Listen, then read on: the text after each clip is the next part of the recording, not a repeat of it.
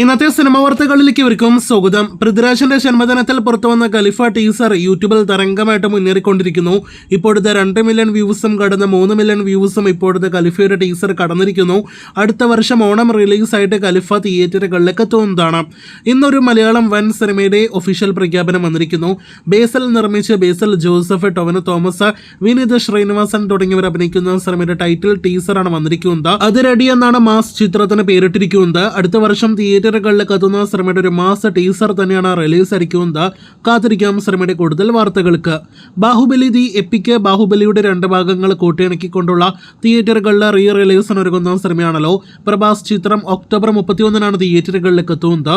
ഇപ്പോഴത്തെ cinema sensor ചെയ്യപ്പെട്ടിരിക്കുന്നു. UA certificate ലഭ്യമായ സിനിമയ്ക്ക് 3 മണിക്കൂർ 44 മിനിറ്റാണ് ഡ്യൂറേഷൻ. IMAX 4DX തുടങ്ങിയ നിരവധി ഫോർമാറ്റുകളിൽ ബാഹുബലി ദി എപ്പിക്ക് തിയേറ്ററുകളിലേക്ക് എത്തുമെന്ന് കൂടി ഉറപ്പിക്കപ്പെട്ടിരിക്കുകയാണ്. ദിവാലി സ്പെഷ്യൽ കറുപ്പ് എന്ന സിനിമയുടെ അപ്ഡേറ്റ് വന്നിരിക്കുകയാണ്. നേരത്തൊരു സമയം സൂര്യ സിനിമ ഈ ദിവാലി റിലീസായിട്ട് തിയേറ്ററുകളിലേക്ക് എത്തിക്കാൻ പ്ലാൻ ചെയ്ത സിനിമയാണല്ലോ. ഇപ്പോഴത്തെ ദിവാലി റിലീസായിട്ട് സിനിമയുടെ ഫസ്റ്റ് സിംഗിൾ റിലീസിനായിട്ട് ഒരുങ്ങുന്നു. ഒക്ടോബർ 20 സിനിമയുടെ ഫസ്റ്റ് സിംഗിൾ റിലീസാകും.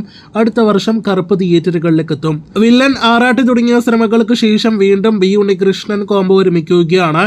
ഇപ്പോൾ ഷൂട്ടിംഗ് നടക്കുന്ന നിവിന്റെ ബി ഉണ്ണികൃഷ്ണൻ സിനിമയ്ക്ക് ശേഷം അടുത്ത വർഷം 2026 ഷൂട്ട് ചെയ്യുന്ന സിനിമയിലായിരിക്കും ലാലേട്ടൻ നായകനായി എത്തുക എന്നൊരു റിപ്പോർട്ട് വന്നിരിക്കുന്നു. ഒഫീഷ്യൽ പ്രഖ്യാപനം ഉടനെ പ്രതീക്ഷിക്കുന്ന സിനിമയുടെ കൂടുതൽ വാർത്തകൾക്കും അപ്ഡേറ്റുകൾക്ക് പ്രേക്ഷകർ കാത്തിരിക്കൂ.